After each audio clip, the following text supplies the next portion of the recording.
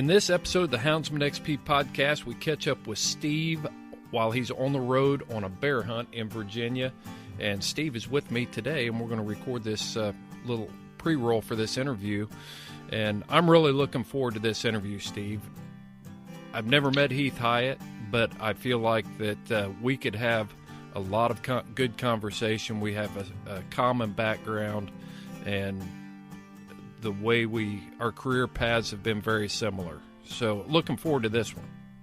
Oh, yeah. You and Heath would no doubt spend hours talking about your experiences training dogs for police work, tracking, and drug sniffing, and all the other things that go along with it.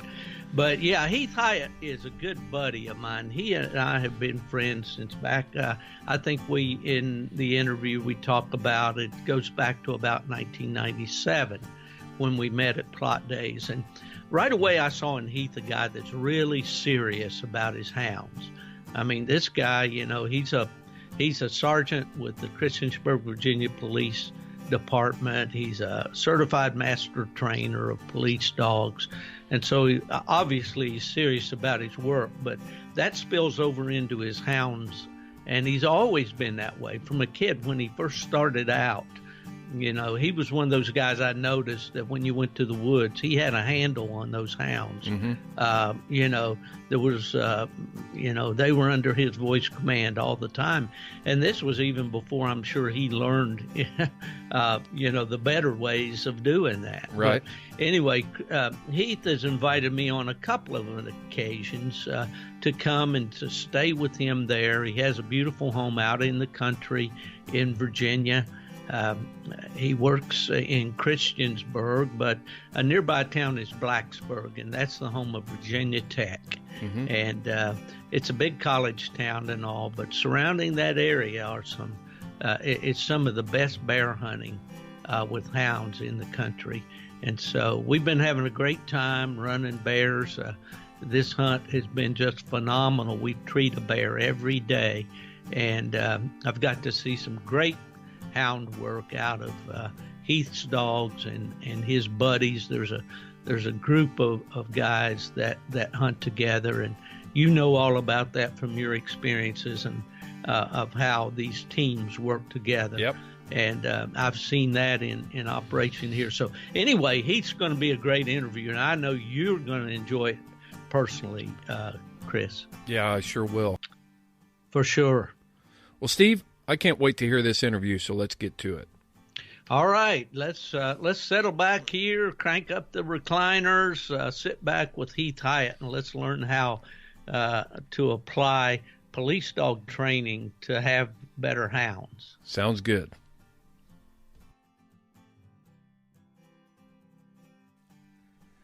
Welcome to the Houndsman XP podcast. This is your host, Steve Fielder, coming to you from the beautiful mountains of Virginia today, here with my longtime friend, fellow houndsman, Heath Hyatt. Heath is a sergeant with the Christiansburg, Virginia Police Department, and he's a master trainer of police dogs in the state of Virginia. He runs a group of 13 police dogs in the New River Valley region, which ranges from Roanoke to Wytheville in southwest Virginia. Heath runs a basic school for dogs and handlers, for police dogs and handlers.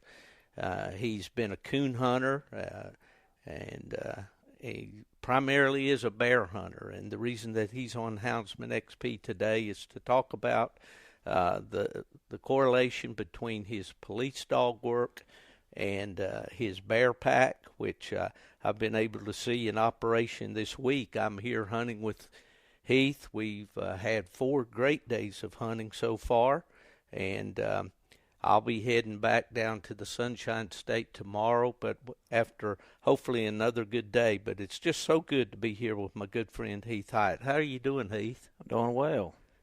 Yeah, we've had a good week, haven't we? And we have been very blessed, that's for sure. Yeah, tell our listeners a little bit about what we've been doing this week. We've been bear hunting.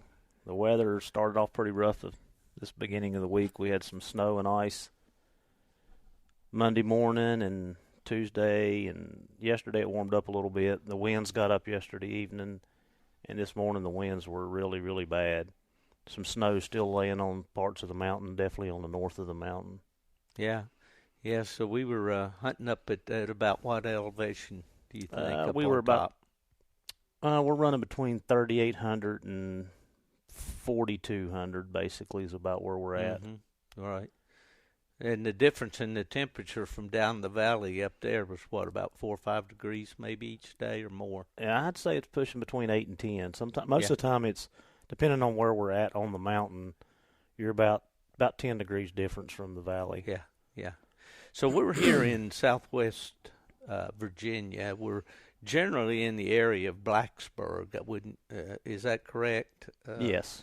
Yeah, and listeners will recognize that as the hometown of Virginia Tech. Go Hokies. That's right. The Hokie Bird. That's right. Home of the Hokie Bird. Yes. That's right. It's a great college here, and but it's a beautiful area, and quite a few bear. Got a good bear population here, don't we? Yeah, I mean it's been very good. I mean the bear population has grown. Of course, if any bear hunters throughout the last 10 to 15 years, the numbers have gotten better and better and better, and they're having a lot of complaints and getting a lot of flack from the bears that's leaving the areas that we can hunt because of the land range, the national forests, going down into the valleys and the farmland and getting in people's houses and trash and chickens and anything else they can get into to eat. So a lot of the bear that we're not seeing are still in the lowlands or downwards, more populated. All right. Well, just talking a little bit about our hunt and our method of hunting and all, we started out on Monday morning. I flew up on Sunday after getting my flight all screwed up, but ended up, you picked me up at the airport in Roanoke, and I'm staying here in your lovely home out here in Reiner, Virginia, out in the country from Christiansburg, and but we went the first day we hunted. Let's recap that hunt just a little bit. Do you remember much about it? It's been such a whirlwind. We have treated a bear every day this week. I don't remember how we even started that track, honestly. Most of the tracks we've started have been either, I think we've rigged some, but I think most of them have been started in the snow up on top. Yeah, last 3 days for sure, and I'm sure Monday was too. I don't remember.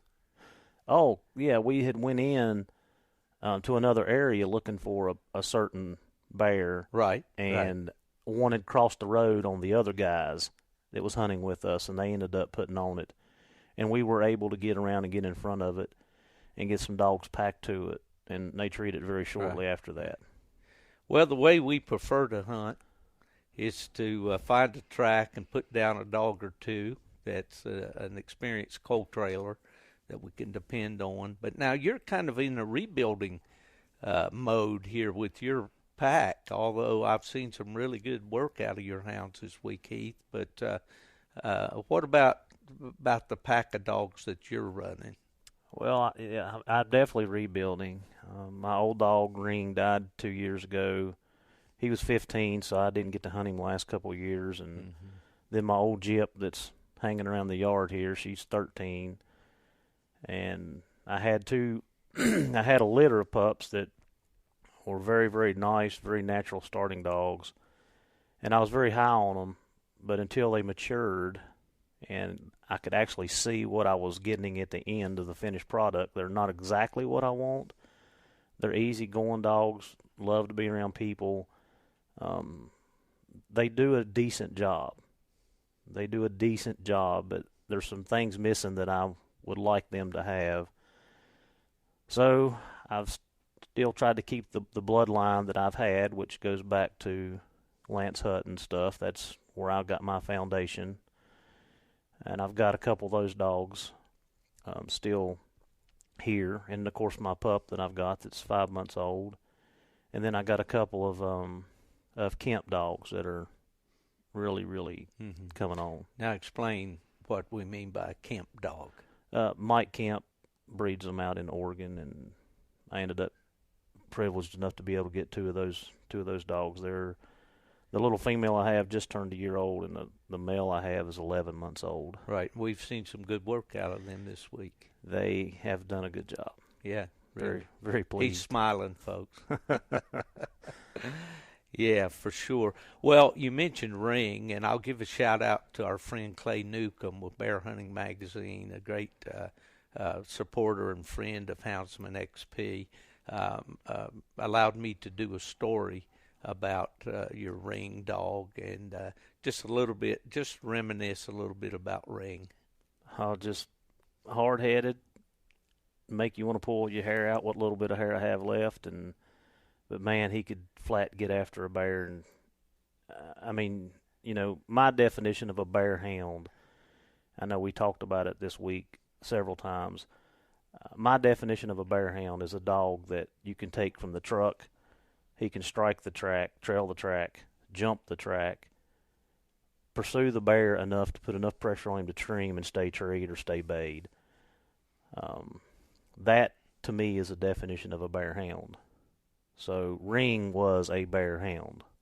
I mean, he could do it from point A to the finish. And if he had help, it was great. And if he didn't have help, he would do it by himself. Yeah. And I've been lucky enough to have a couple of those dogs through my 25 years of bear hunting. But I'd like to have 4 more down there just like him right now, I can tell you that. Well, it was a pleasure to write that article and learn more about Ring. Now, I didn't get to hunt with Ring because when you and I hunted together, which we did quite a bit back in the days when you had a dog named Frosty. And a female named Belle. Mm-hmm. And I remember that we caught a nice bear one day there with those dogs. And now Frosty was the one that came down from Lance Hutton's dogs, right? Yeah, and yes, Frosty. I'd bought Frosty from Lance when he was about 6 months old, and Frosty's brother AR was Ring's dad, not the Ring dog that I had. So I've bred Ring to several females, and kind of I've line bred, and that's kind of what I'm down to my 4th generation right now off of Ring, and then Frosty, I have a 4th generation off of him too. So, yeah, Frosty was a big old black and tan with a frost on his nose, and then Belle was a Cameron female. Now, explain what a Cameron dog is. Dale Cameron. I'm from out in Missoula, Stevensville, Montana. Yeah, she was a very, very nice dog. Now, she was a purebred blue tick, right? Yes. Right. Mm-hmm. Right. I see. Well, that first day we treed and freed one. We made the determination that bear was, he might have been legal, but we let him go, which is kind of I've noticed is the creed of this group of hunters that you hunt with. Yeah, most bear hunters typically really don't care anything about killing the animal. I mean, there's times that you have to, and I know if you look at the conservation model, they've got to be harvested to keep the population where it needs to be in balance. But I love the hounds. I love to hear the hounds work. I love to see and just be there and watch them and the amazing things that they do. That's what drives me. So the bear is just the end result. Right. And take a picture, pet your dog, and go catch another one. That's kind of what we like to do, but sometimes that just doesn't happen, or we know, like I said, we've got to harvest some to keep the balance down. Right, for sure. Well, okay, so then the second day, let's see, these hunts all tend to run together. We found that track on the top of the mountain. Right. And we took in the snow my 3 young dogs and one of the 4-year-olds, Tanner, and we took them in and got that bear jumped. And they run it, was it 2.4 miles? Wasn't very far, was it? Yeah, it wasn't that far.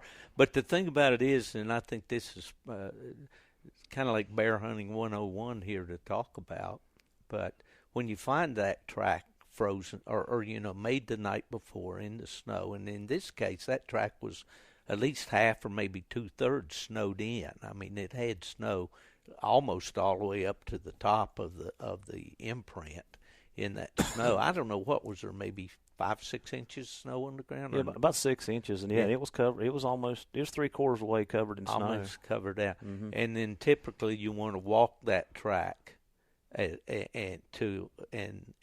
that's basically what happened, wasn't it? Yeah, the Tanner was opening on the track as I was walking it, but I wanted to make sure that, with old tracks like that, sometimes they'll overshoot them or they'll get crossed up or, just things happen. So to be a little bit more on the safer side, I walked that track up for decent ways and got it jumped out of its bed, and we had put on it right then. Right. Well, that's the day those young dogs really did shine. They looked really good that day.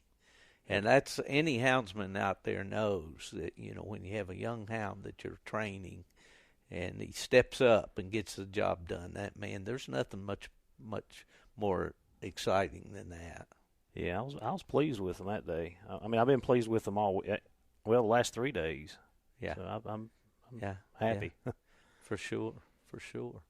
Well, then the third day, can you recap that one? Let me see here. Let me think. That was yesterday. Yeah.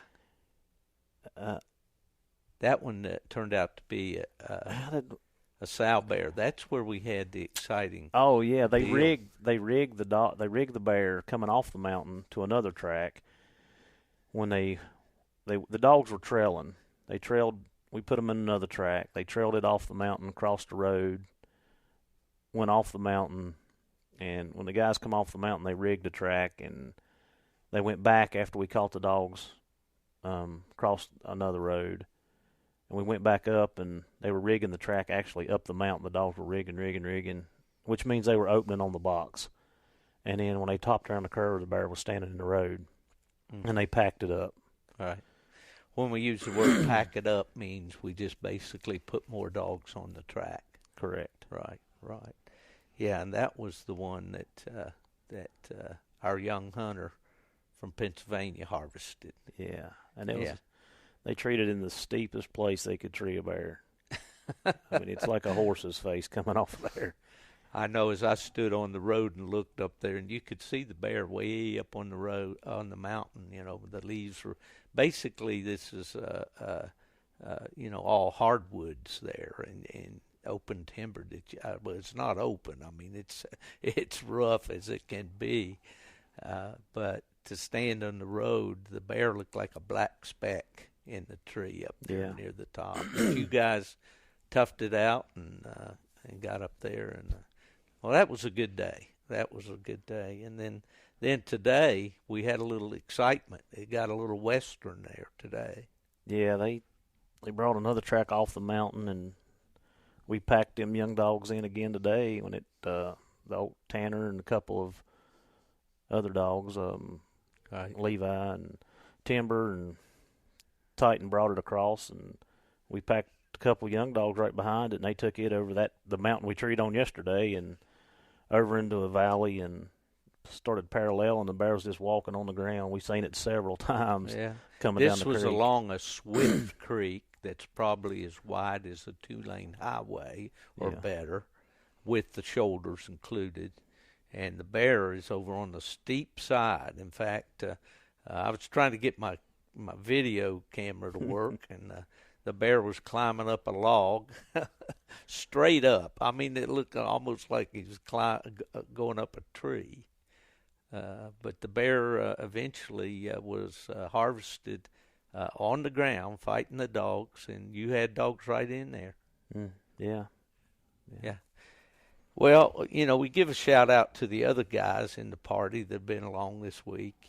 Some of the guys that you hunt with normally. Who are they, Heath? I mean, you got Wesley and Forrest and Glennie and Hot Rod. Well, Sam. Yeah. I mean, that's kind of the ones that got dogs. Greg.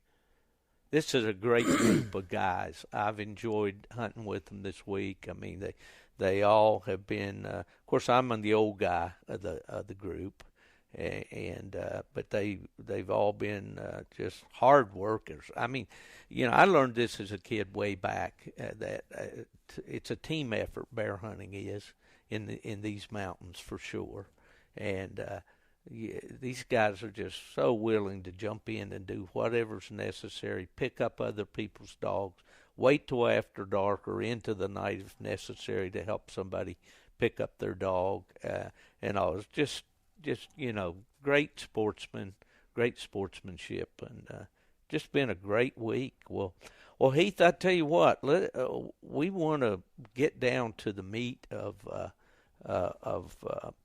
why we're doing this podcast today, and we can tell bear hunting stories. Probably you and I to go back many years, and certainly you know more or have more of them to share probably than I do. But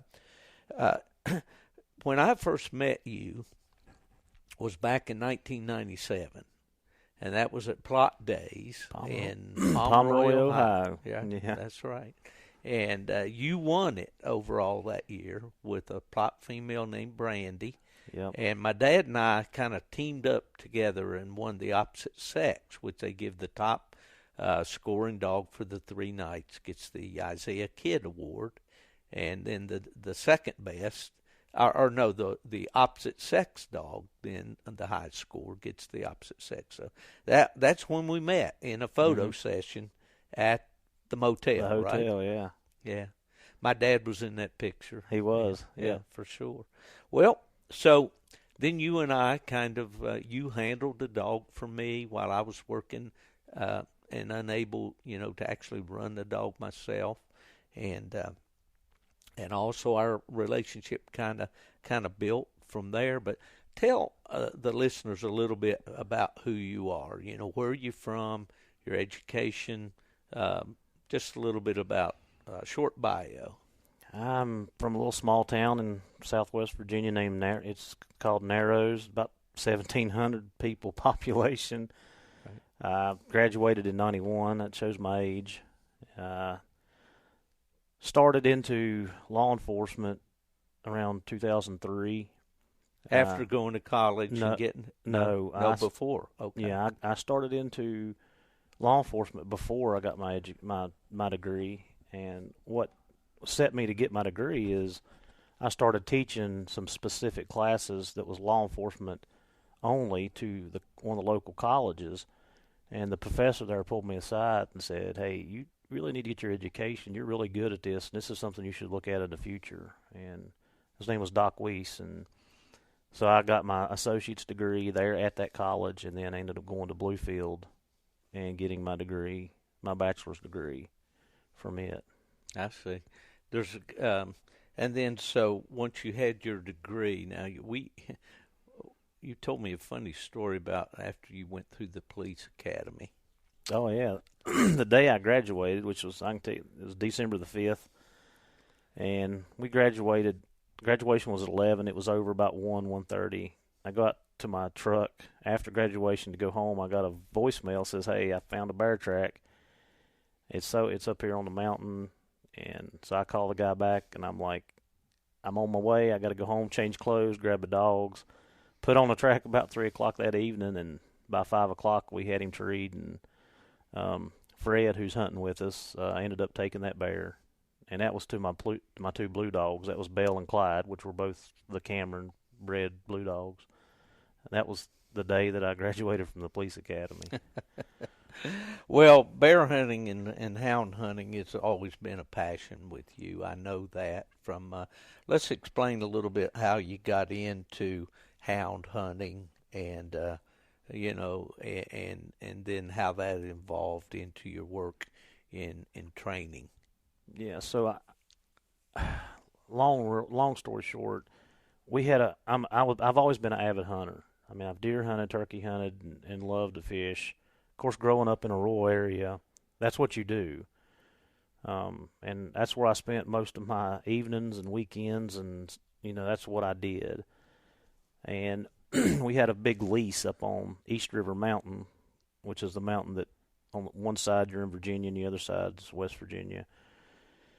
And one of my buddies had shot a bear one evening during deer season, and at that time I had met a guy from West Virginia that had some bear dogs. Didn't know anything about bear dogs. Didn't know my granddad had them, and I hated them because they were tied up behind my house, and they barked all the time, and I couldn't sleep. So that's what my thoughts were of a hound. And anyway, he shot this bear. I go and I call Porter, and I'm like, hey, we shot a bear. You think you could bring a couple of those dogs and track it for us, at least help us try to find it? And he was like, oh, yeah, I'll be over tomorrow about lunchtime. And I'm like, what? It'd be tomorrow? And he's like, yeah, I'll be over tomorrow at lunchtime. Don't worry about it. Well, sure enough, about lunchtime he rolls in this big old Ford 250, dogs hanging out of every hole in a dog box. So we go up on the mountain, and we get in there where the guy had shot the bear, and the dogs just erupted. I mean, when you say the ground shook, that's what it sounded like at that point in time for me. And we had the dogs on the lead, and we led them around for, it seemed half an hour, I don't know, it was a while, and we never did find the bear. And that particular incident right there, or not incident, but that particular moment, I was hooked. I was hooked. So I ended up buying 2 dogs off of Porter, which after an extent of having them for 2 years, one of them ended up getting hit. He got hit in the road. He run a deer off the mountain and ended up getting hit. And then the other one I kept for 2 years and hunted him, and that's what got me into hound hunting. Mm-hmm. And it just so happens that I thought he was a bear dog, so I thought I was bear hunting. I was hunting dogs more than I was hunting bear, but that's how it started. And then that was in 95, and then June of 96 is when I bought Brandy, and I hunted her for a year. That's when I got into coon hunting. And I didn't know anything. I mean, I know the lingo we use in the law enforcement world is OJT. We call that on-job training. That's what I was getting. I didn't know anything about anything. I was turning dogs loose and following them and learning what they were doing and treeing. And a good friend of mine, and you were both, Dale Breeden, kind of took me under his wing and, helped me and guided me and helped me learn what I should and shouldn't be doing and what I should be looking for. But anyway, Brandy was my first actual coon hound. So that was 96, and then 97, I took her to plot days the first time. I didn't even know what plot days were. A couple guys from town had plots, and they went, and they said, you ought to come go with us because you got a plot dog. And so I went with them. I didn't even know what it was. And the first night, I drew out with Gary Cox, who's big in the plot world, and me and him hunted. He hunted old Jack, and I ended up winning a cast that night. And then the next night, I drew out and won my cast again. And all this is, I'm telling the people that's listening, all this was blind luck, because I still didn't know what I was doing. The dog had the uncanny ability to do what she did, which made me look good. I didn't have a clue. And then I was sitting there the third night before we drew out. I was sitting on a picnic table outside the shelter there where they was going to draw out, and Denny Long walks up to me, who, if anybody knows the plot breed, Denny was big in the plot breed. And Denny walks up to me. He started talking to me, and he knew who I was by name because of the guys that I was up there with. And he said, buddy, he said, you win this cast tonight, you've got this whole thing won. And I didn't really still know what he was talking about. Then he explained the Isaiah Kidd Award and what it meant. And right.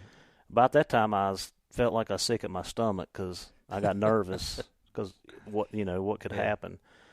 But somehow I ended up winning that night.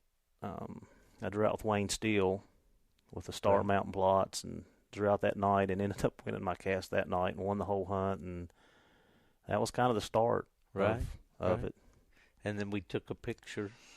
I next morning remember that because my dad and I, he hunted our Wrangler dog in the veterans cast or whatever the first night, and he had a better score than I did with the dog that I was hunting. So we said, well, we'll hunt him for the next 2 nights and see if we can win the Isaiah Kid. And the best we did was second behind you and Brandy. But Brandy went on to be the Purina Outstanding Night Hunt Plot. Mm-hmm. She won the high scoring plot of the year, and she made, of course, the Grand Night champion, and quite a little dog there for sure. She, at that point in time, the late 90s to 2000, she was the one that made me. I mean, I was nobody. The dog just was winning. Mm-hmm. She was a really good dog. Right. She won a lot. We were running the Purina circuit that year too. We was trying to get up in the Purina points, and so we went to Autumn Oaks and Winter Classic and all the state the breed day. I mean, we were hunting as much as we could. PKC plot days we hunted. We did. You and I hunted the drought together. That's right. Well, okay, let's try to move into here how hunting, your passion of hunting and these dogs, and then of course you had already been bear hunting before you were coon hunting, right? Yeah, or at least what you called bear. Theoretically, that's correct. So how did all this hunting activity on the things you'd learned and so forth helped you get into this role as a master trainer of police dogs? So, like I said, I started my law enforcement career in 2003. About 18 months into that, the area that I was working in, it was really drug infested. We were getting a lot of narcotics off the street, and I had several conversations with our administration and some people up at the town office about getting a narcotics dog, and they kind of shot it down, and we'd brought it back up, and I kind of went in and made a proposal about it, and just one day they come to me and says, hey, you think you can find us a dog? Well, again, I was, 7 or 8 years into the Hounds, but when you go into police work, that's a completely different animal. And I said, sure, I'll find you one. So I did. I found a yellow lab that we went and looked at. We tested it, and I'm using quotation marks because I didn't even know what a test meant at that point in time. He knew how to find narcotics, and so I ended up with the dog, and it was because I had hounds. They thought that was a good pair. Little did they know, or I know, that that's what's driven me through my law enforcement career. I mean, I don't feel like I'm going to work any day that I go. I have had a dog. I'm on my 3rd dog now.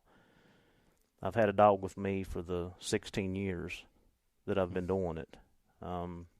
So how that correlates into the title, or if you want to say title, or the position, or where I'm at now, the Hounds taught me so much about the ability of a dog, what a dog could do. And then when I went into the police aspect of it with the canines, I always had a lot of high expectations because I seen what and I had Frosty and Belle at that point in time, and I was seeing what these dogs were doing, and I'm like, these dogs can do more. We can do more. So I was training with a group in Abington, actually trained with the state police, and then when I took the job here in Christiansburg, which was in 2010, I started training with the guys here in New River Valley. It wasn't no sense in driving to Abington. And what happened is some of the older guys that were in the group were getting ready to retire, or they were giving up their dogs. And I just kind of fell into that go-to, or can you help me with the dog part of it. And I decided then that I needed to be credible. Mm-hmm. So that's where I went to try to get certified through the state to get my master trainer. You have to go through, that's a 5-year period. It's a 5-year ordeal. It's not something you just snap your fingers and it happens. You have to train under different master trainers, and you go and you get your trainer status, and then after you get your trainer status, you have to go, you're basically doing like a a journeyman through for 3 more years to get your master trainer. I see. Yeah, and that's what happened. I just kind of fell into that because of my knowledge of dogs. Right. And I could understand and read dogs where some of the other guys couldn't. And I think that's kind of what separated me there. Not that I knew anymore. It's just where I had the hounds, you know, and you start watching those dogs and you're spending time with them and you see all the things that they do. You know, I could pick up on that with the police aspect of it. All right. So, and the tracking is what that's my favorite part of the police world, is catching people. I mean, having those dogs, just like tracking a bear down or a coon, that's what I like to do. Right, right. Well, I know early on when we would hunt together, I noticed that you had a passion for communicating with your dogs, getting them to handle well. Simple things like walking with you from the tree back to the truck with that, or off the lead, and being under voice command and things like that. So I think you're a natural for that kind of work, if there is such a thing, or at least you had a desire from early on to have a dog that handled and responded to your commands and so forth, right? Yeah. A lot's changed in that, 20 years, or when we hunted last 12 years ago. But yeah, I don't believe in some things. A dog needs to listen and mind, and it's not pleasurable when something's jerking you plumb down the mountain and pulling you and wrapping you around trees. And at one point in time with the set of hounds that I had, the only time I put a lead on them was at the tree, just to tie them back. And right, then to protect them more than anything else, right, and to control the situation in case the bear came out or whatever. Yeah, and then after the bear left the tree, I just walk them out 20, 30 yards, turn them loose, and they'd follow me to the truck. So, well, some of the interesting conversations we've had this week in the truck is it gets hot and heavy out there when there's a bear race going on, so we don't talk too much about that. But these times when we're driving back from the hunt or whatever, we sure haven't had much downtime this week, for sure. But we talked about, the foundations of hound training and the basics. And I really liked what you had to say, about how to build a foundation with your police dogs and also with your hounds, and how to establish levels of control and things like that. Let's get into that a little bit. We talked about electronic trainers and how they apply and stuff. So I just want to kind of pick your brain and give you the carte blanche here to kind of talk about those areas. Yeah, I think in any, I've learned so much from my hounds that apply to my police side of it, and then I've learned so much from the police side of it to my hounds. I've really changed my hound training because of the service dogs, the way that the control works and the things that you do. And I have learned, I'm very blessed. My department sends me to seminars all across the United States. Each year we get to, I go teach at one, and then the other one I get to go to and sit and listen and learn from all kinds of people in law enforcement, and even some in the civilian world with, the sport dogs. The sport dog guys are, they have a lot of control, a lot of motivation with their dogs. Now the application to the police side of it's a little different, but you learn a lot from those guys, and so I've been blessed to be able to do that. But the foundation of any dog training is the most important, I feel like, that you can, other than genetics.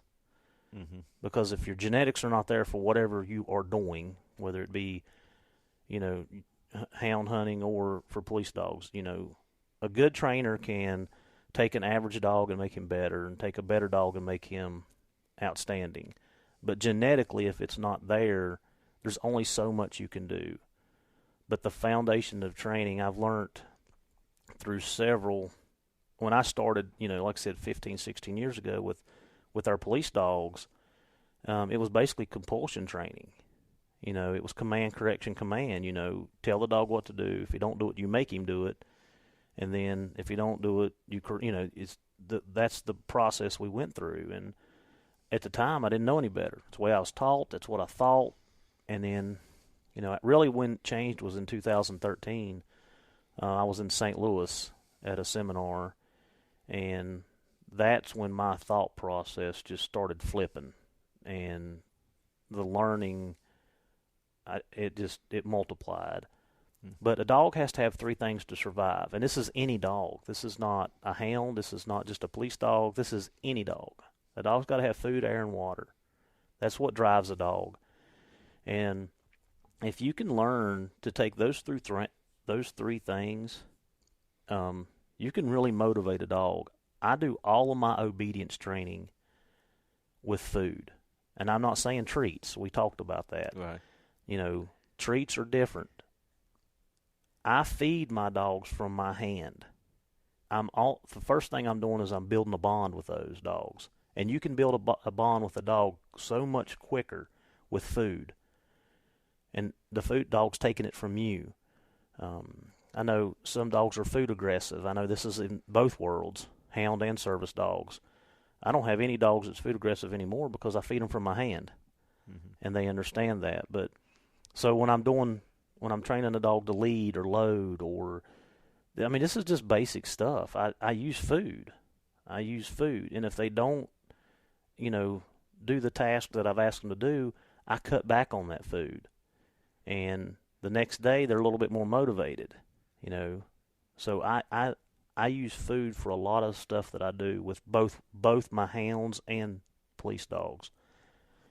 And if we talk, when you say foundation, the worst thing that I see in my experience, so I'm talking about me, is that we shortcut processes.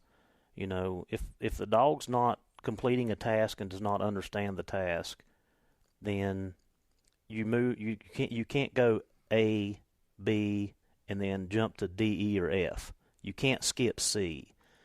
And that's what I see a lot in both sides of training with hounds and police, is the dog gets going good, so we're A, B, C, and the next thing we know we're at Z, and we have a whole handful of problems or issues because we didn't take our time and do each step and take the time to do it. I will take a month to work a dog on a certain issue if I need to. Yeah, well, break that down a little bit and give us some for instances in what you're talking about. Let's see. So, okay, I'll give you an example, and I kind of had this happen. One of the dogs that I have had, when I got the dog, he was like a coyote. And I mean, when I say coyote, he was coyote shy. You couldn't get your hands on him. And so I ended up catching him and got bit the first time. And this is a hound. This is not a police dog. We're talking about a hound. And I put him in a pen. And the first day I went ahead and gave him some food. Well, the next day I went down to his pen. I spent about 30 minutes. I brought the food. I went in his pen with him. I sat down on a bucket. And I have the food here at my hand. Well, the dog does not come to eat. He stays behind he jumps behind his dog box. So this went on for a couple days. In fact, this was actually a 5-day period.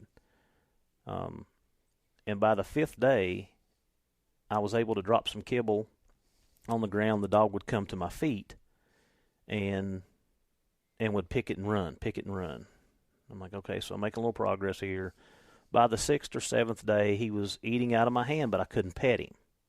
He'd come and eat, but I couldn't. When I lay my hand on him to pet him, he would shy away. 10, 12 days into this, he's eating out of my hand. I'm petting him. I'm pulling on his collar, touching him, grabbing his feet. I went through this process for 2 or 3 weeks with him. And you're hunting with that dog this week, and you would never know that dog has ever had an issue. But so I used the food to conquer his fear and to trust me, because he's eating from my hand. I'm feeding you. I'm here to help you. I'm here to give you life, or however you want to say it. So I use food a lot, and even with the police dogs, the same thing. I do a lot of shaping behavior, and I mean anybody that's listening to this that does, we use a clicker method, or I can shape that behavior and mark it with a yes, and we can bridge behavior and stuff like that. But I use food to teach my dogs to heel, and teach my dogs to down, and teach them to stand. Now, how do you do that? So I know that I'm got this Appalachian American slang, so some of these people, Fine. I do a lot of luring into place. So I put and I use a certain type of dog food to do this, so I can put it in between my thumb and my forefinger, and I can put a couple kibbles in there, and I lure the dog into place. And when I mean lure, the dog has to be hungry to work. I can't feed him 2 big bowls of food and 4 or 5 packs of treats and expect him to perform for me. Does not work that way. So I'll cut back on his food a little bit, or whatever I need to do to get him hungry and motivated. If guys will start doing this, they'll see how much motivation a dog has to eat. And most hounds are they're food hogs anyway. It's not very hard with a hound. So I'll lure them into place, and when I get them to work to that, everything we do is in pictures, and I may be jumping ahead or getting off a little bit, but so every behavior that I shape is like, you take a picture, and if you take a picture of that animal in that pose, or in that whatever, like the dog sitting and actually making eye contact with me and looking up into my eyes, and you snap a picture, that's shaping a behavior. So I'll lure the dog into place, give the food, and I'll use a clicker, which click, or I'll say yes, and that means you're good, and I'll reward them with the food. So what I do is I'll just pour out a cup or whatever I'm feeding the dog for the day of that dog food, and we go through certain exercises. And I may go through, we don't teach a dog to sit or lay down. Dog does that when he's a puppy. Leisure. Right. Okay. Yeah. We're just pairing the word with it to get him to do it. Oh. And I do a lot of back chaining. So when my dog's in a sit, when he's first sitting, I'll say sit and feed him. And then I work that backwards. People, sometimes they do it wrong. Or it's not wrong. Sometimes they do it another way. The dog has to understand the word. And if his butt's already there, then he understands. But when the dog's standing and you say sit, they'll look at you like, what do you want me to do? But so I call it back chaining. The dog's sitting, and I tell him sit. And then as we progress through those stages, when the dog's looking at me, I can say sit, and his butt plops down. So, and I do that with food. It's all with food. When that butt hits the ground, boom, food. He gets fed. Well, I think most will agree that sit's probably the easiest command to teach a dog. It is. Yeah. What I want to do is kind of bridge this a little bit and talk about what I found was fascinating this week, was talking about how you use the electronic trainer and your methods and how they may vary from the way most hound people typically use an electronic trainer. Can we talk about that a little bit? Absolutely. I've ruined probably several good dogs in my life by not knowing how to use the e-collar. Right. The e-collar is not for punishment. That's not what it was designed for. And I didn't learn this until I got into the police work and started working patrol dogs. Patrol dog is a different animal. I mean, we talked about drives and, setting the dogs into different drives and having that. Yeah, I want to discuss that too, so hold that thought. Yeah, so for the e-collar, or whatever you called it there a second ago. Well, electronic trainer. E-collar's generally accepted. Right. So, I mean, I was taught, or I thought, I don't even know if I was taught how to use it, is that, put it on a dog, he chases a deer, and you stem him. And the next thing you know, the dog's squalling and doing flip-flops, and he's continuing to run, and then you stem him again, and the dog gets up and takes off again. I know if people are hunting hounds and they've got really good genetically bred dogs, they know exactly what I'm talking about because they've been there.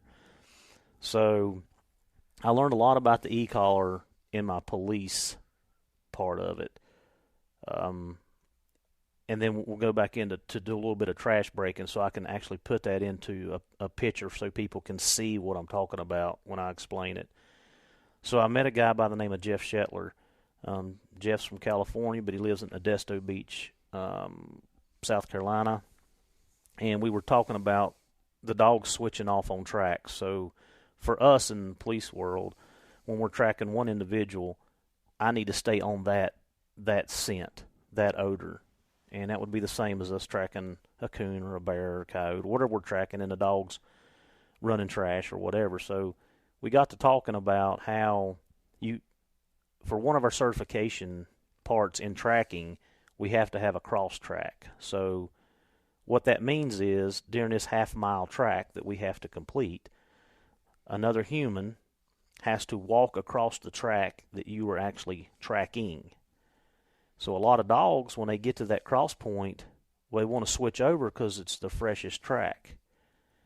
And we'll talk about like the evolution of a dog. And if you go back to the pack mentality, so the dog has to eat to survive. And if you go back to the pack mentality, the dogs will chase the freshest odor because they know that's the one they can track and catch, right, and survive off of. But now you're telling me I've got to tell that dog that, yeah, this is the freshest odor, but you can't leave this one. You've got to continue pursuing this one. Mm-hmm. So genetically, the dog wants to track the freshest odor. Right. So what we do is, and you can relate this to the hounds and trash breaking, and man, have I made so many mistakes. And still do. I mean, I have to catch myself because the foundation that I was trained with or I learned with is so hard to kick. It's hard for us to overcome, the things that we learned. So anyway, with Jeff, we got to talking, and Jeff's like, Heath, you can't let them even start to take that track. As soon as they start head popping, and that dog starts air scenting or wants to come off of the track he's on, you have to stop that right then. So how I related that into the hound world was I would turn my dogs loose on a deer, let them get going, let them get opening, and then start stemming them. And we all know, if you're using a Garmin, I don't know, most people are using a Garmin now, and you've got 8 settings, and it goes, now the new ones have, high, low, and medium. So you have basically 24 different settings on that collar. What happens when you run out of 24? Where do you go? What do you do? If that dog fights through that, and if you've got a really headstrong dog, it's going to happen. So we got to talking about it and putting it into application on the hound world. So what I do now to break my dogs or even to stop them is I go out or I see a deer, I find a deer, and when the dogs are young, I put them out on it. But this time, I don't let them run it. I don't even let them get started running it. When I see that behavior, when I see that body language of that dog start to get a little bit excited and that tail comes up and starts wagging and that nose starts going in the air and popping, or it starts dropping down on the ground, and you see those behaviors in that dog changing where they're picking up odor, that's when you start using the stem. And when we talked about the stem levels, the stem should be like somebody sitting there and poking you on the shoulder, just enough to annoy you, to say, all right, stop. What are you doing? Stop. That's where your stem should be at. And what happens when we turn the dog loose on the deer and he's running and you got to understand, he's in his highest drive. When we talk about drives of a dog, that dog is in prey drive. He has got to catch that because, remember, we're going back to the pack. Even though they're domesticated, there's some things you cannot take out of this dog, and that's some of their natural instincts. Mm-hmm. So his desire to catch that is more so than not. Is stronger than, Correct. Than any so other. his drive is higher. So when you put that dog in prey drive, your stem has got to be elevated. And when you run out of stimulation levels, where do you go? What do you do? Mm-hmm. So the thing that I have learned is when I put my dogs down and when they start showing interest, I start zapping them. And when I say zapping them, I mean nick. It's just it's just enough to annoy them to stop. Mm-hmm. Now, if typically that would be, we discussed this, and you said that different dogs require different levels. Yes. But where would be a starting So point? yeah, so I have found, now I'm talking about my hounds, that when they're younger and controllable, I can usually, and I'm talking about a Garmin because I think that's what most people are using. I'm on a 3 medium to a 4 high. Now a 4 high will make some dogs squall. That's what we want to not do. If you're having to make the dog squall, you're using too much stem. That now you're causing pain, and you're not really accomplishing. You're making that dog's mind go crazy. That's what's happening. It would be like somebody just punching you in the face, and your mind, you go red, and that's kind of the same thing that happens with a dog when you start applying that pain. One of the things that I learned from my police dog training, to speed a dog up, we use the E. And that doesn't mean that I'm causing him pain to make it happen. Let's talk about endorphins. A certain amount of pain releases endorphins, which is pleasurable. Mm-hmm. Right? Mm. So when you're using that slow amount of stem, that's what you are doing, is releasing endorphins, and it's pleasurable. It's not painful. Mm-hmm. So I have taken a lot of that out of my police training and added it to my hound stuff. Now, am I saying that I haven't had to use as much juice as I've got? I may have, but I try to stay away from that. That's not my goal. That's not what I want to accomplish. And if I'm having to do that, I need to back up and rethink my training, or I need to back up and say, okay, I really messed this up on my foundation. Mm-hmm. It shouldn't be an issue. I shouldn't have to go this route to do that. So you're saying basically annoy the dog and distract him? Is that what you're saying? Yeah, so if you could put the E on your arm, and basically it should make that muscle contract. That's all it should do. And if anybody's done this on a dog, put the collar on them, nice and snug, and you can start using those stem levels, and basically you should see that neck twitch, and the dog will kind of look at you like, what? What are you doing? That's not causing pain. It's like you going to if you're going to the chiropractor and getting those electrical shocks on your back. Mm-hmm. That's not painful, but you feel those muscles contracting, and it takes your attention away from what you're doing. Mm-hmm. That should be the starting point, and that should be your foundation. And when we shortcut those foundations and they're not solid, then there's where you end up having trouble through the span of the life of the dog, or when you have the dog. So basically what I'm hearing is the dog's on a bear track and a deer jumps up and runs across. That's typical of, that typifies what you talked about laying the track and having a human walk across. Yeah, it would be another, yeah, that's exactly right. Yeah, so the dog. Or a coyote. Yeah. Yeah, we had a little incident. Yes, we did. This week where there was a little distraction there from a coyote. Yeah. Yeah. All right. So the levels of control. I've heard Archie Doré talk about this from down in Louisiana, about the infinite amount of stimulation that he uses, to stop a dog from running trash or whatever. And I think it plays into this, although Archie's methods may not be as technical and so forth as yours. He's learned these things that you're talking about. We talked earlier about the importance of hands-on with dogs, and you talked about some of the dogs that you get for police work, and I think you have 13 dogs that you're, for lack of a better word, managing or overseeing in several cities or counties around in this area. And explain that, what the difference you've seen in dogs that have hands-on early on type thing as opposed to not.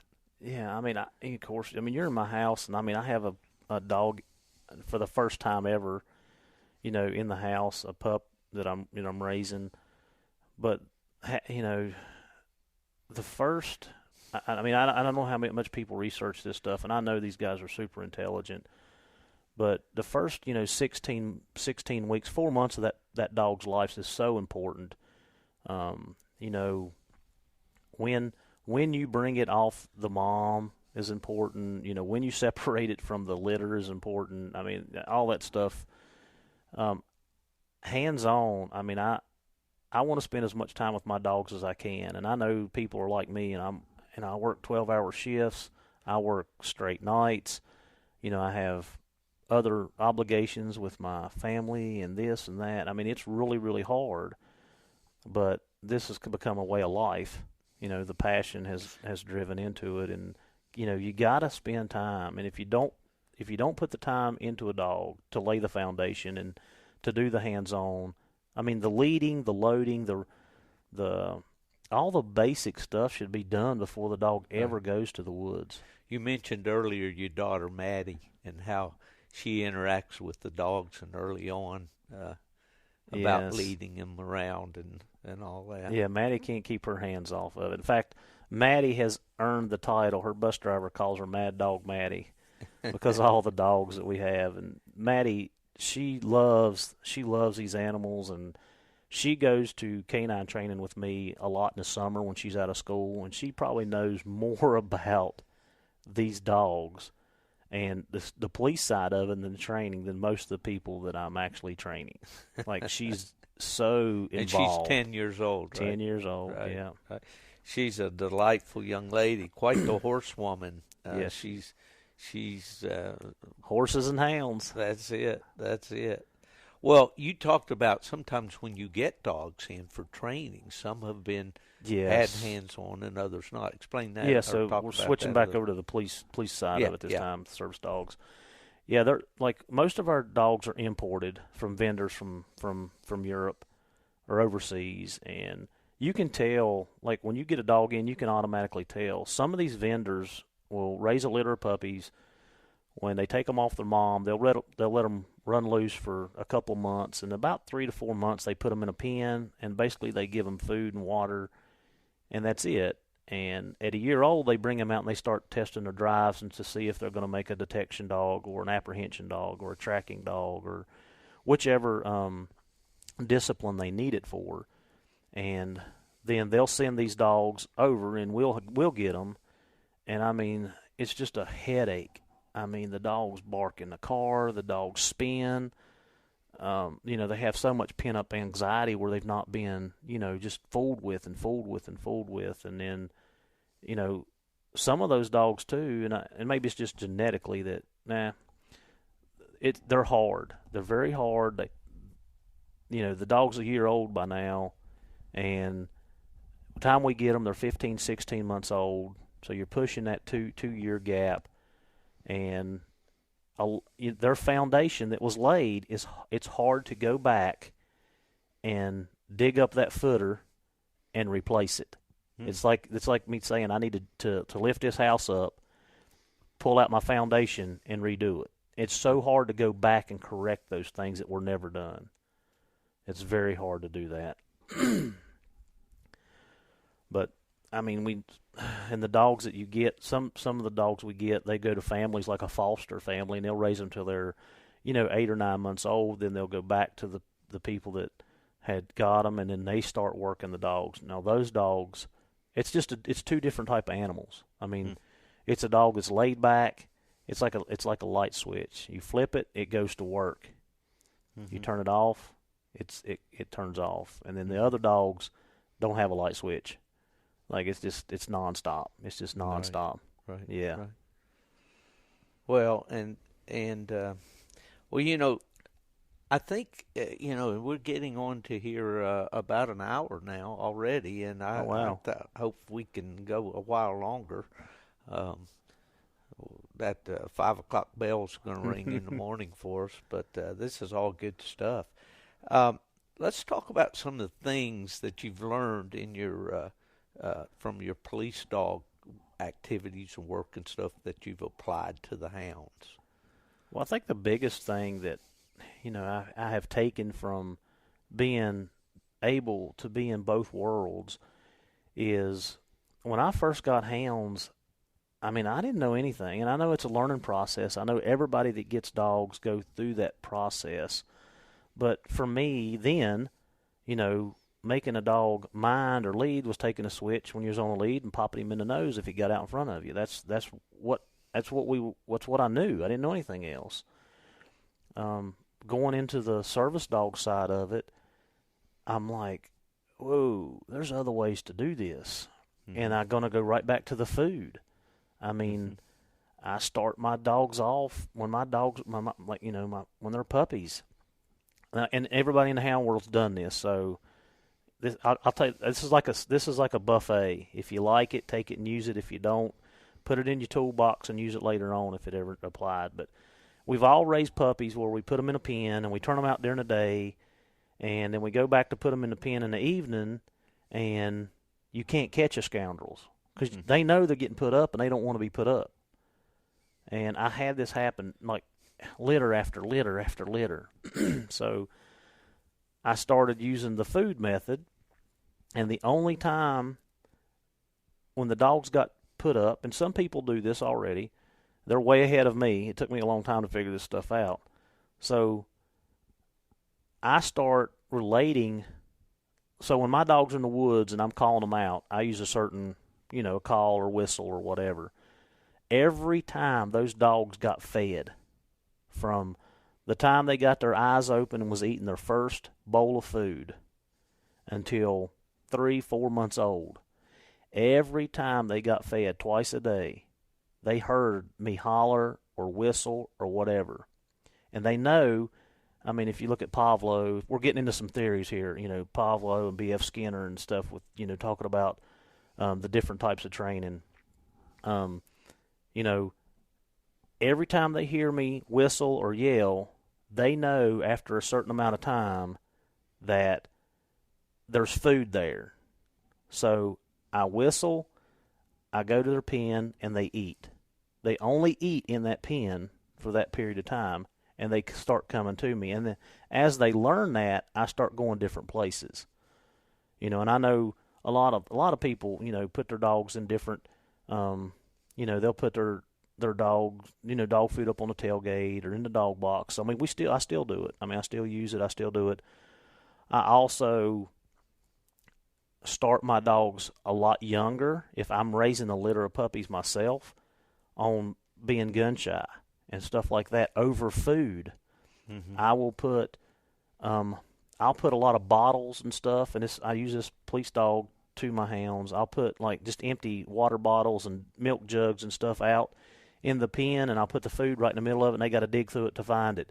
And they get used to that stuff knocking and bouncing, and they don't. It just helps them. And then I start making loud noises, and all that's over food. So food is a calming thing for a dog too. When we use toys for our reward on our police dogs, we can use food, and a lot of our explosive dogs now are they train with food, and that's how they train them, because when you use the toy, you're up in that dog's prey drive, and we don't want a dog searching for a bomb or explosive, and he's like a bull in a china shop. Mm-hmm. So if you use food, you also get a calmer, more relaxed dog. I see. So that's just kind of some of the steps that I do. Well, I always try to think of the practical application. The other day, JJ, this pup that you have here, I was inside and you were out. Yeah. And he had come to the door, so I let him in. And then I heard you call his name. Yep. And you were all the way down at the kennel, which is quite a ways down over the hill, and it was real faint. Yeah. And, man, he was instantly to that door and wanting out of there. I mean, he was bouncing up and down to get out, to get to you. Yeah, it's all food. I mean, it's all food related. I mean, and again, I got him at a very early age. You know, he was 7, 8 weeks old. And, you know, I started right then. And, you know, when that dog, I mean, I don't have to use any force or anything to make that dog listen. He knows when I call, it's food. Mm-hmm. Dad's going to feed me. Well, you know how we can apply this. I'm seeing this all in action this week. You know, where you have situations in bear hunting where you need to catch the dogs. You know, you need to get the dog. You know, for instance, today we had a stream there. You know, we had dogs across the stream. Things like that, instances. You need to have that handle on the dog for their safety, for your convenience. Yeah. For the efficiency of the hunt, because we want to get these dogs caught up, because that bear's crossed the road up the next ridge, and we want to get them gathered up and get them back into the chase type thing. So there's so many applications. Well, and to go back to what the question you asked me, I think I got a little sidetracked there. You know, the police dog world into the hounds. I have learned through the police dog training and the people that I've met and the training that I've been to how to use the stimulation of the e-collar in a positive manner and how to use food to do and get the results that I want. So what happens, so how does that end up in long term? And we've all probably been there, done this with what I'm getting ready to say. I've had dogs that had the natural ability to catch game. And that means all I did is take them to the woods and turn them loose. They done everything else. They knew how to track and trail and tree. The problem that I had is I didn't really have a handle on those dogs. And even when you were talking earlier about, having a handle on them, I was using more, compulsion than needed to be used, but I didn't know any better. And now, explain compulsion. Compulsion is a negative behavior or a negative result. So I mean, I was using a switch and doing this and doing that, and right. And still, when you got 6 or 7 dogs leading them out of the woods, sometimes you still have to, do that. But I don't have to do it near as much. I use the food, or I spend that extra time in the yard at the house, or on Saturdays loading the dog up in the back of the truck and taking a ride when I take the trash out. I do all that stuff more so at home, but I use my police dog training to advance that now, where at that time, and I think everybody has a learning curve and there's a learning process, I've really learned a whole lot more about how to do things in a different manner. And there's 1,000 ways to train a dog. You have to pick what you like and what works for you, and each individual dog's different. We were talking about those stimulation levels earlier. When my dogs are not in a drive, and when I say drive, I mean they're just around the yard, they're piddling, they're not doing anything, there's nothing stimulating them. When you start stimulating a dog, when I say stimulate, I mean piquing their interest or moving amping them up a little bit. Very, very little E do you ever need, and I mean like that the 3 on a medium or 3 on a high is going to be that range. Mm-hmm. And then when you pop a dog into drive, let's say he's chasing a deer, that dog's maxed out. I mean, he can't get any more higher. I mean, it's just like me when we're doing recalls with our dog, which means there's a suspect running away, and I send that dog on an apprehension, and I have to recall that dog or terminate, and terminate means the dog will down and watch that person run away. That's hard. I mean, that dog is in the most stimulated state he can be in. He is in prey, drive, capture. And I have learned to use the food and the e-collar to get that behavior where I need it to be, and it's nice and crisp. Means, when you tell a dog to down and he's running, that dog ought to be sliding, like coming in like a plane landing is what that dog should look like. Mm-hmm. And again, we go back to using the e-collar and endorphins and not causing pain, because pain just shuts the dog down. Dog's going to fight through that, especially if he's really, really genetically driven. You're just going to shut the dog down. The dog's going to go red, and you're not going to get out of him what you need to get out of him. Mm-hmm. Yeah. Good stuff, Heath. Really good stuff. What about sources that our listeners could go to maybe, drill down into some of the things you're saying more? Can you recommend any books or videos or maybe individuals to Google and to try to? Yeah, I mean, if you want to read, B.F. Skinner and Pavlo have. Classical conditioning was Pavlo, which the where he was ringing the dinner bell and the dogs would salivate. Yeah. That's the same thing I did with the dogs at the pen and when I holler. Like, I can go out here right now I've fed, but I can go out here tomorrow and if you'd paid attention today, Walker was doing that. When I hollered for him and he was standing in that pen, he was starting to drool. Mm-hmm. He knew. So that's classical conditioning. And then if you look at B.F. Skinner, you look at the quadrants of conditioning, which, positive, negative, negative, positive. And you have to really study that stuff to understand it. And Bart Bellin, if people want to look up him, Bartbellon, Bart Bellin, look up his videos. You can go on YouTube. He is like the godfather of police dogs and training and motivating dogs to do things that you never thought a dog would do. He's been one. I've went to a couple of his seminars, and I watch a lot of his stuff. He's a good one. Well, that'll give our listeners a place to start to Google this, to learn more about this kind of training.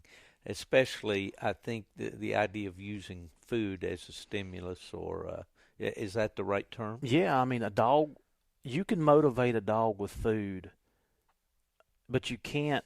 And so let me just put this out there.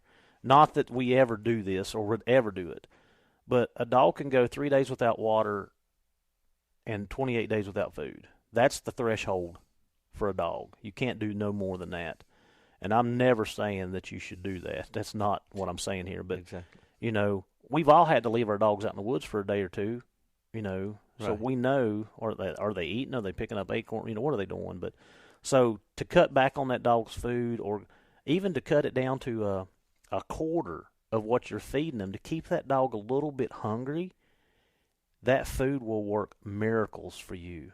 Mm-hmm. Miracles. Like I said, building a bond, when we talk about that foundation, everybody knows that a bond with a dog is one of the most important things you can do, and having that bond. And I have seen it with my own eyes. The last dog that I just trained for my police work, I got him off a plane in Dulles. He come from Holland. The dog was 11 months old. I brought him in. The dog didn't know me from Adam. And 3 days after feeding, 3 days of feeding him in my hand. He ate out of my hand the first day. It wasn't an issue. But that bond was created so fast by doing that. And I think if people would take the time, you get a new dog from somebody, and I know hounds people just put them in a pen or tie them up and whatever. But spend a little bit of time with that, and you will see a huge difference. That dog will start to trust you, and the dog will start looking to you to do things because you are that dog's source of food. And I don't think people understand how important or how much that means to that dog. Right. It's been a great session, Heath. Yeah, I appreciate you having us. Yeah, we've had a great week. We've got one more day of this 5-day hunt for me. I'd like to finish out strong, but yeah. Well, you've got your season goes all the way up to what into January. Yeah, first Saturday in January, out Right. 5th or 6th. I can't remember what the date is. Well, when we had Dr. Arlie Reynolds on, and I think you mentioned to me that you've listened to that podcast several times. Oh yes, now. absolutely. Yeah.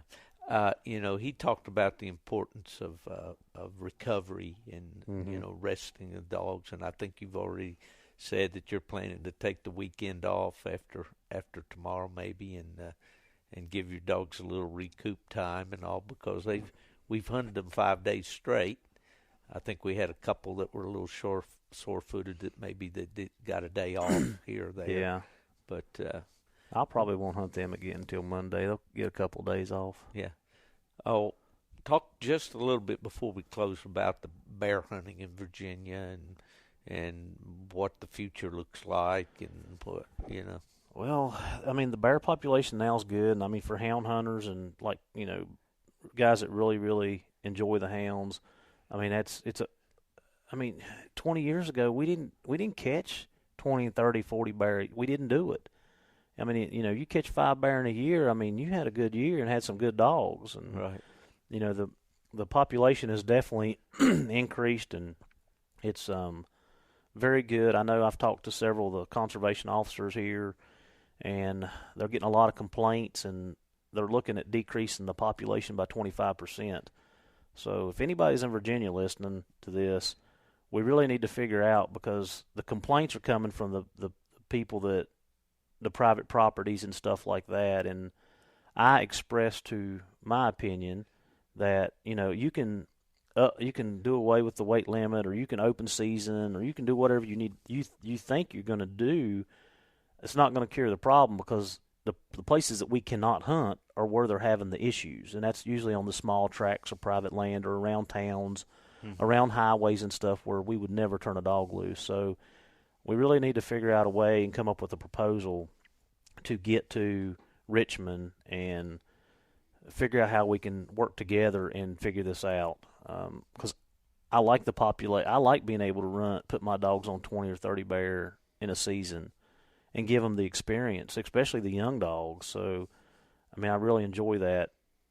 I know last year during the early season there was a lot of sows taken, and I didn't figure we would see a big effect this year, and maybe not next year, but the following year we're probably going to start seeing a decrease in what we have. So, yeah, I mean, that's some stuff that concerns me. And as always, everybody respect each other and help each other out, and be respectful to the landowners and stuff when you go in, and try to always ask. I know we have a right to get our dogs, but we try to always stop and ask for permission and make amends. Just like today, we had a dog that wasn't our dog. Funny story. It wasn't our dog. Got in some lady's van that had groceries and eat her steaks and half a gallon of milk and something else. So our group pitched in money to make that right.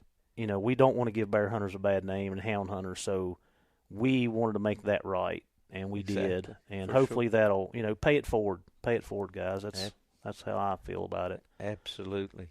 Well, Heath, it's been a great visit with you. We've done about an hour and 20 minutes here today, so that's probably a good place to kind of saw this thing off. If you got anything else maybe that comes to mind you think we should have covered that we didn't? Not right off, and I hope I didn't ramble, and I hope I made sense in some of the stuff that I was saying. And if you can, when I go to these seminars and I go to these trainings, this is what I tell myself every time. And a lot of these classes and stuff I've been to numerous times, and I always tell myself, if I can take one thing away from this that makes me a better trainer and better with my dogs and the guys that I train, then I'm benefiting from it. Right. So hopefully y'all can take one thing from this and make it better, and make your training better, and make your time with your hounds more enjoyable. Right.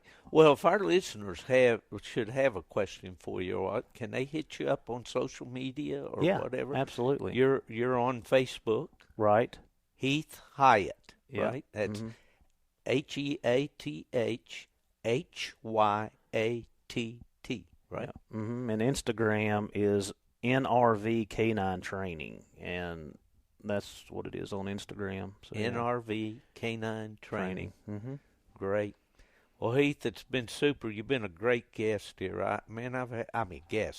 I'm the guest. You're the host.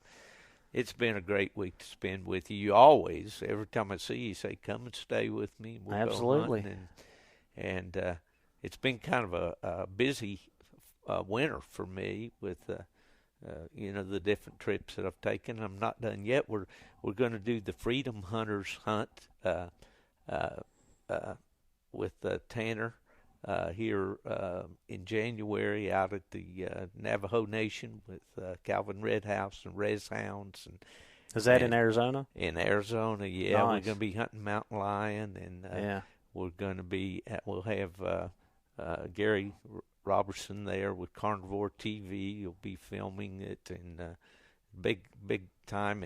And our listeners should know that they can still donate to this hunt. We're taking this Gold Star family member and former Marine. He lost his dad in Desert Storm. We're taking him on an all-expense paid trip, mountain lion hunting trip. He's all excited about it, and just go to freedomhunters.org, and you'll see a way there to contribute. If you can give $1, you can give $100, whatever you can do to give this young man a hunt of his lifetime. And he's really a true patriot and has served our country and has paid the extreme sacrifice in losing his father. So, well, with that, Heath, we've got a saying here. Now, you know John Harris over in West Virginia, don't you? Yeah. John's a bear hunter, isn't he? Mm-hmm. John said one time they were over there trying to start a sheep-killing bear, and the old Santana was wanting to go one way, and they were wanting to go the other. And old John said, and I'll close it out with this: Heath, you follow your hound, and I'll follow mine.